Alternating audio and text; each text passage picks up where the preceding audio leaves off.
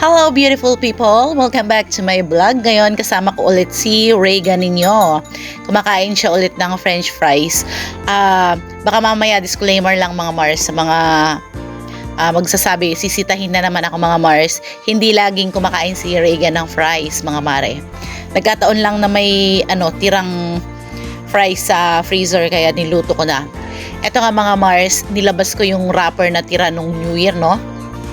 Nilabas ko yung wrapper para paghimahimayin ko at may tirang dun sa ref.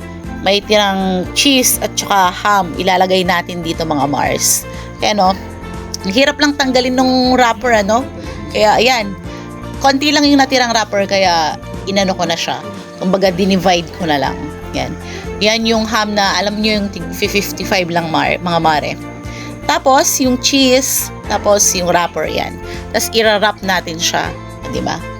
Para may pagkain ulit tayo pagka Pag may mga tira-tira kayo, gawan nyo ng gawan natin ng paraan, diba?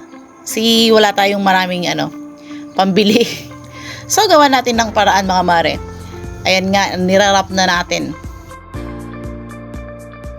Maalala ko lang mga mare, pagka kayo ay busy at saka hindi nyo maharap and kailangan nyo ng passport, still nag-a-appoint pa rin tayo mga Mars. Hindi lang tayo nag-post minsan, pero nag-a-appoint pa rin tayo sa DFA, sa DTI. Hindi nyo na kailangang pumila mga mare. Kasi mahirap pumila sa DTI. Napakahaba ng pila, ang bagal ng internet nila. So, message me for more details. Okay? DTI, police clearance mga mare, yan.